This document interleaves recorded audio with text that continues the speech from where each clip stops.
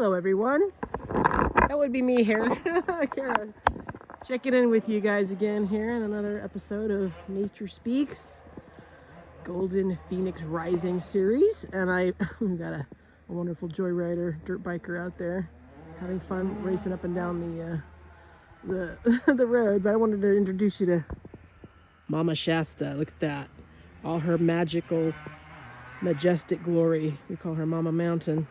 And look, there's a heart right there. Isn't that awesome? How cool is that? Look, whoop, heart. The heart of the mountain.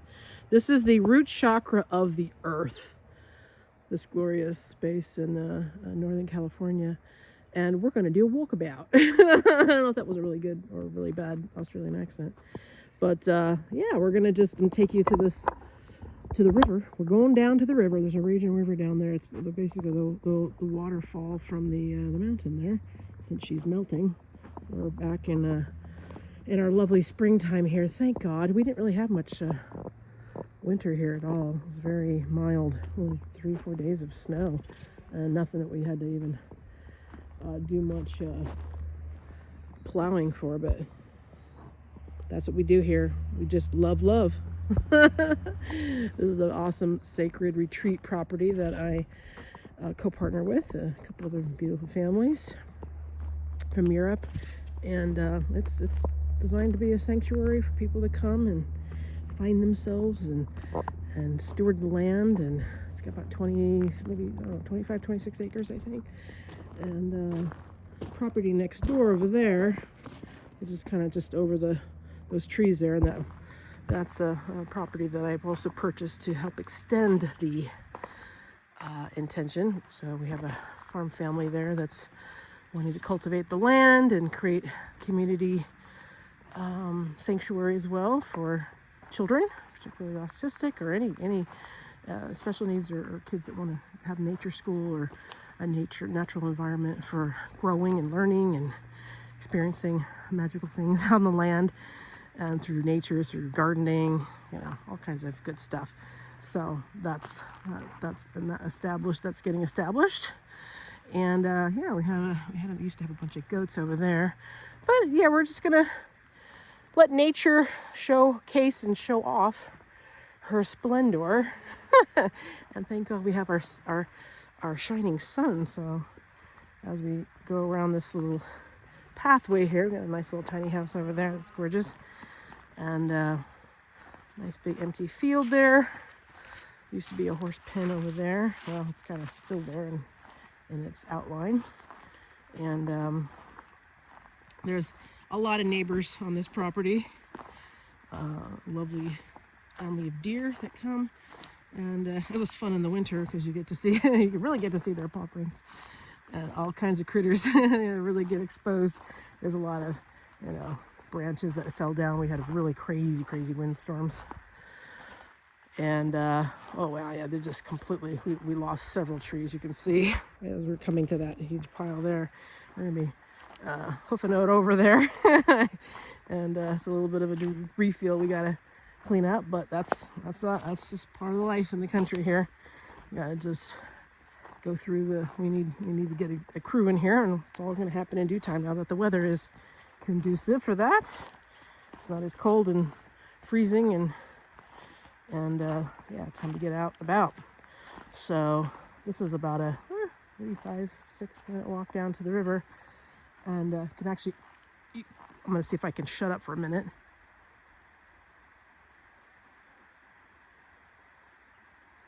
I don't know if you could hear that. Off in the distance. It's kind of like a whooshing sound. That is the raging river. I mean, I can hear it very distinctly. As we get closer, it'll get louder and louder. And it was actually, oh God, it was like 2-3 feet higher just a couple weeks ago. The runoff from the mountain, now that it's melting, it was pretty intense. And see, there's a felled tree right in the pathway. We're chopping a few of them here, but we got a lot more to do. There's quite a bevy of trees that need to be put into firewood and cleared away. So we're going to go through that all in due time. In the meantime, enjoying the property as it is, and all the flora and the fauna she offers for us. There's a little black bear that comes around here. There's some bobcat, owls, all kinds of tons of squirrels. We got woodpeckers, all kinds of fun critters, blue jays, and just all kinds of sweet creatures that call this place home with us, and it's really, really magical. So I'm just going to take you on this journey with me down to the river. We don't have to stare at my mug, which isn't nothing to look at right now, and enjoy nature's bounty here in all her natural state. And yeah, look at that. They call that Widow's Valley because if you're standing by one of those trees at the wrong time, you projectile right down to you. If you don't come out here in the windstorm, that's for sure. But anyways, I just at least wanted to have a little more movement on my episode here and just take you on this little walk with me here through nature. And maybe we'll have some critters show up. Usually there's some very loud squirrels, joining in on the show here because they got something to say. But I'll try to see if I can hear anything out there. The water's getting louder and louder. Almost, we're a few minutes, about 5 more minutes there, but I have to watch my feet here because it's all kinds of, I can get poked in the foot with all these branches and slip and slide too. So a lot of needles and stuff, but it'll be a fun springtime project to get a crew in here to clean this up. In the meantime, I'm enjoying it as it is. And it's very, very, very magical. A lot of serenity. This is the type of place that everybody really needs to. There's so many amazing nature paths, and if you go to the mountain here, we have some wonderful guides. 2 of my dearest soul tribe are actually 3. One of them, 2 of them don't do it. Actually, they do it for actual living, and the other one, she just does private stuff. But here and there, but not full time. But I mean, just to take you to the most incredible places, Panther Meadows and Heart Lake and Castle Lake and all this other incredible places that Mount Shasta has around here. And some really, there's portals. My friend and I, when we went, she was taking me to one of her favorite spaces, and it was in the snow, and I think it's called Bunny Flats. And it was, I think it had just snowed, so it was about the time when they're about to shut off the pass there. Up there it snows a lot, so they had their winter. We just didn't get much down here, and about 15-20 minute drive to the mountain from here, but we're higher elevation, so we didn't or is it lower? I can't remember. Whatever it was, but we don't get snow sticking here much. But she took me to a really amazing place. There's a place called Ascension Rock, and we just saw these crazy, prints in the snow. One of them was an animal print. Could have been looked like a small bear. And then it just stopped. And it was only like 1 foot. It was like not like 4 feet, right? It was only 1 footprint. And you're like, and then it just went away. So it had climbed a tree. I don't know. It was just a baby. So, and there wasn't any other track around it. So I was like, there's some very strange things that happen. You're like, where did they go? Did they go into another dimension? Or there is, our beloved Sasquatch energies that are up there, and they definitely they're in another dimension, but there's really mystical and magical properties of Mount Shasta. There's documentaries out there. Now there's even a movie that just came out. I haven't seen it yet, but there's some really good ones that really do showcase. But I'll put a link for one episode that showcases Mount Shasta with one of my dear friends who's one of the preeminent nature guides around here.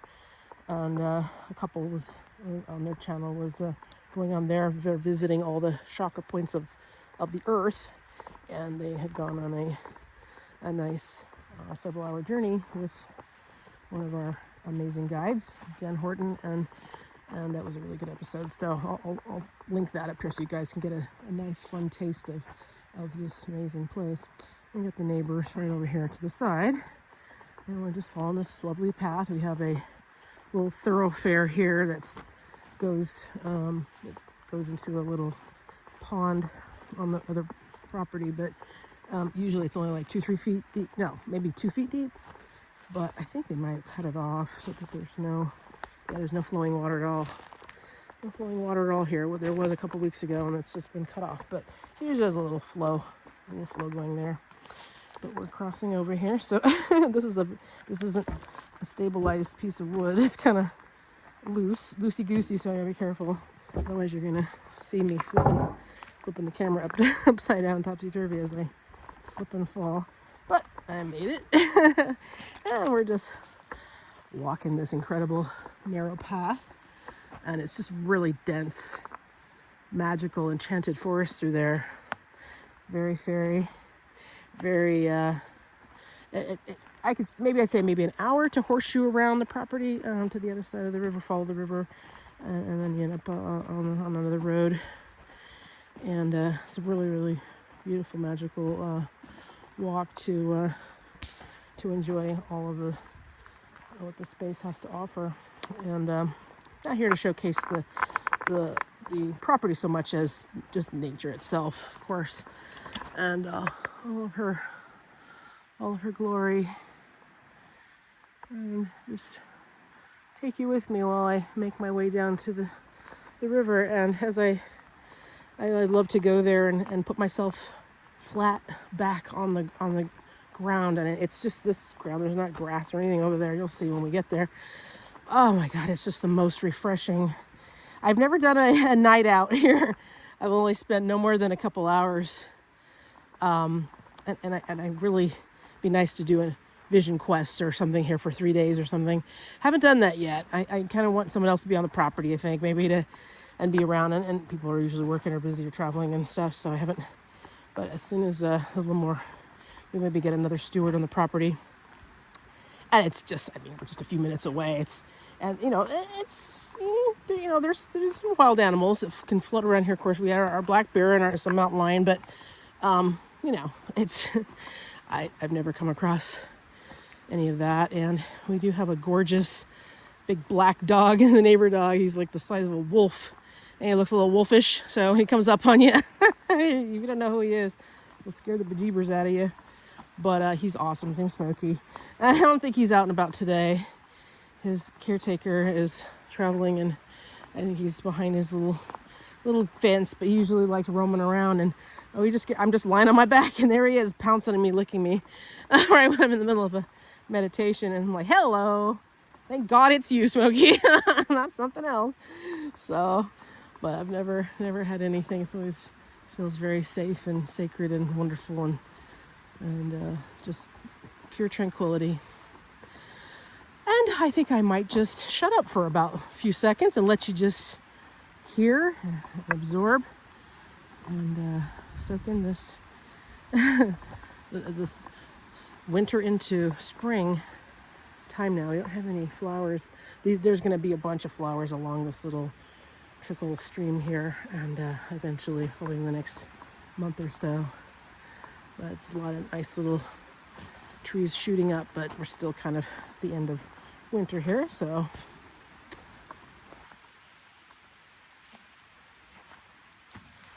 Pinecone Valley and Pine Needleville. We had a wonderful family here as stewards a couple years back, and oh my God, the little kids, they were maybe 5 years old and 8 years old, I think, barefoot. They just would never put shoes on. They would walk around all this stuff, and I was like, oh, put me to shame.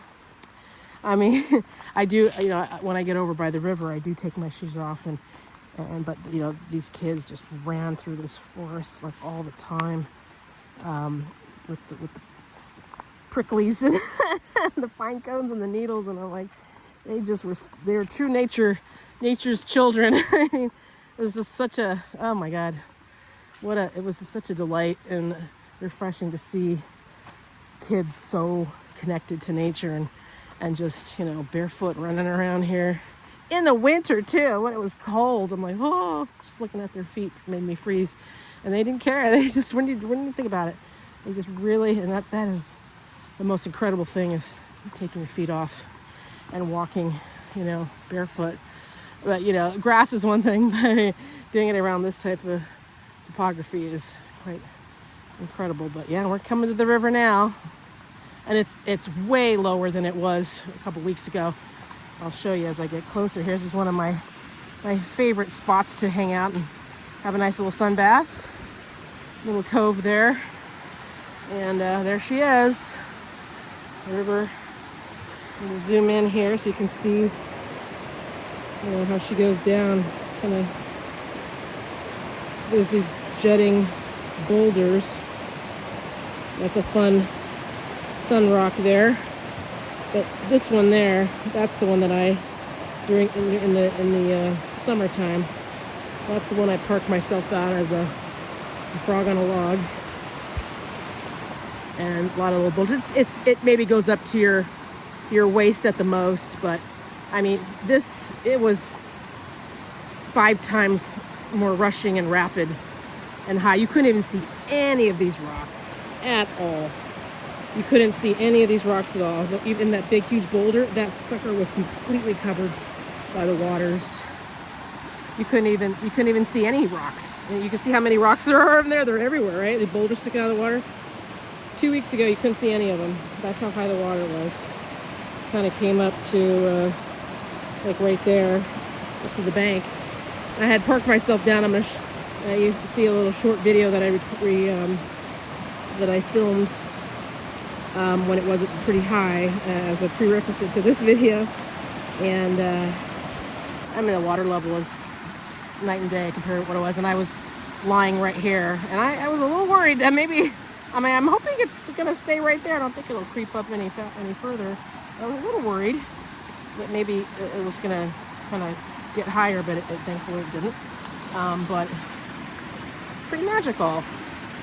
So I usually put a little blanket down there, or I go up to this gorgeous tree. There's a big rock there.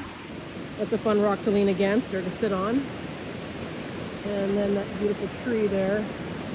Park myself right up against that, sit there, and just meditate on that gorgeousness being propped up. And it's just beautiful.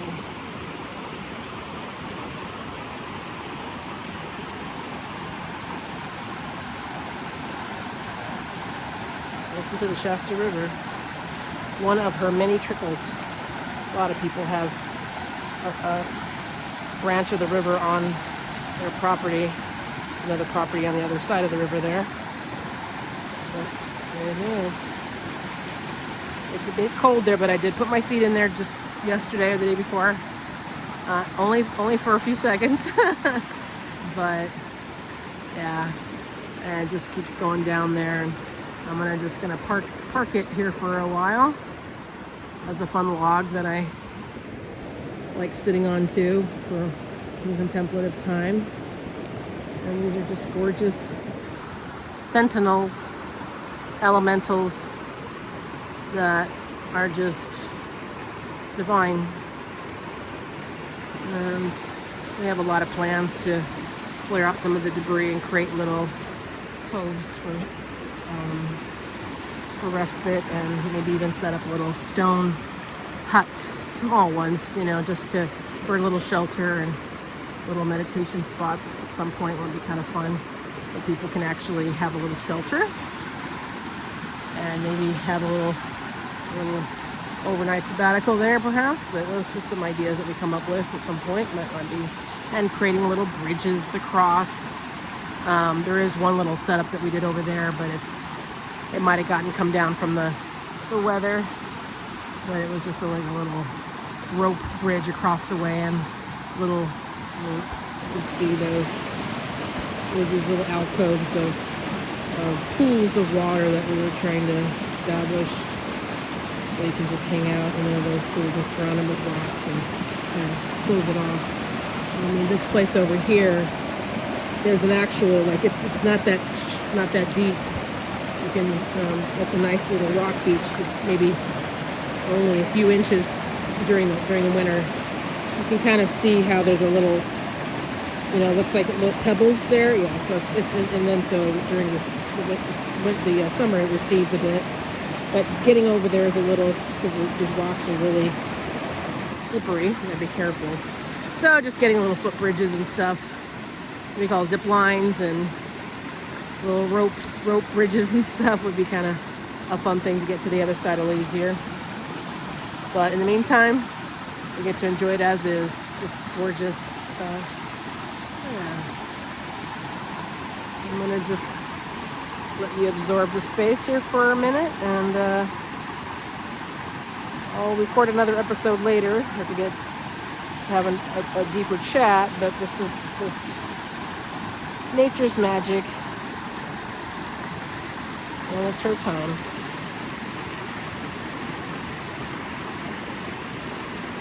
Welcome to Telosia, Mount Shasta, California, sacred land of the fairies and Lemurian energy, as we are here to co-create in this incredible golden age, in this new earth and her new birth, and our new birth in the higher dimension, where we really harmonize with nature more than ever, because she is our greatest teacher. And heaven on Mother Earth, this is home. Heaven is what you make it, right? It's a state of being, state of mind. And when you're in a place like this and park yourself on the ground, just lying flat up, looking out at the clouds and the trees, and it just really makes you connect and just let all the cares and the fears and doubts and concerns just wash away. Put it right into the earth so the earth can connect it and collect it and transmute it, and let the earth do what the earth does, which is a great transmuter. As long as we're in harmony, right, and communicate with her, and we are in alignment, she's cool with that. When we take her for granted and don't acknowledge nature, yeah, hug a tree every day. There's actually a scientific a study that I just found a video, and I'm going to probably post that in the description as well after this episode, on this lovely walkabout, so you can see the science behind connecting with trees and grounding yourself every day, if you can. I mean, I gotta do this myself, and I mean, just the power. It's like the best therapist. No shade on therapists. We need fellow human beings to share our concerns and our issues with at some point, but nature is our best healer, right? And our best teacher and our best listener. And she's our stabilizer, right? And transmuter with everything and anything. She gives us everything we need, right? I mean, what ails you, nature's got it. I'm just gonna say, all those pharmaceuticals and stuff out there, they're mimicking some form of natural healing that came from nature herself, and just put it in a bottle and synthesized it, or what do you call it? And it's, nature has so much to offer, and I just want to really showcase that on this series. Nature speaks through the sixth element of nature, which is myself as her voice and a conduit. All the amazing things that she has to offer, and for us for healing. I'm going to have several guests on who specialize in natural ways, and it's just amazing. It's just abundance. I'm not as prolific on like what needles are good for tea and stuff like that. There's certain soft pine needles that make an incredible tea.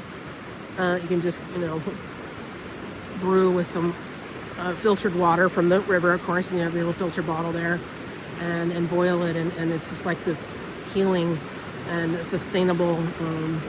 In case you're trapped out in nature or something, but anyways, there's so many incredible stories from people who've had their overnights and camping. And a lot of people camp and stuff, but there's some incredible adventures that I want to share through people that have told me experiences that they've had. Sorry about that, the camera went flippity-doo. And yeah, I'm going to share a lot of that so we can see what some really incredible encounters that people have had and what they've learned and how nature speaks to them. So it's going to be a really amazing journey here. So thanks you guys for watching, being here with me. I'll catch you on the flip side. Take care. Peace out, and may nature bless you in all her glory and all of universe's magic for giving us this great heaven on Mother Earth.